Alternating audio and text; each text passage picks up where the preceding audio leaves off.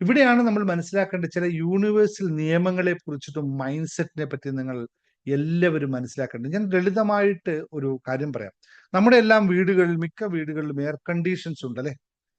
ആ റിമോട്ട് എടുത്തിട്ട് നമ്മൾ ഒരു ടെമ്പറേച്ചർ സെറ്റ് ചെയ്യും. 25 ഡിഗ്രി, 26 ഡിഗ്രി, 24 ഡിഗ്രി എന്നൊക്കെ സെറ്റ് ചെയ്ത് കഴിഞ്ഞാൽ പുറത്ത് എത്ര ചൂടുണ്ടായാലും AC ഉള്ള ആ മുറിക്കുള്ളിലെ തണുപ്പ് നമ്മൾ എത്ര ഡിഗ്രിയിലാണോ സെറ്റ് ചെയ്തത് അതിൽ തന്നെ നിലനിൽക്കുന്നു എന്നുള്ളത്. ഇത് തന്നെയാണ് നമ്മുടെ സാമ്പത്തിക കാര്യത്തിലും സംഭവിക്കുന്നത് എന്നതാണ്.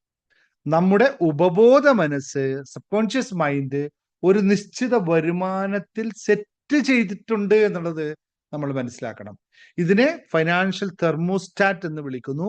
നിങ്ങൾ ഈ കൂടുതൽ പണം, നിങ്ങൾക്ക് എത്ര കൂടുതൽ പണം സമ്പാദിക്കാൻ ശ്രമിക്കുമ്പോഴും നമ്മുടെ ഉള്ളിലുള്ള നമ്മൾ തന്നെ അറിയാതെ സെറ്റ് ചെയ്ത് പോയ ആ തെർമോസ്റ്റാറ്റ് ഓൺ ആവുകയും നമ്മൾ വീണ്ടും പഴയ കംഫേർട്ട് സോണിലേക്ക് എത്തുകയും ചെയ്യും എന്നുള്ളതാണ്.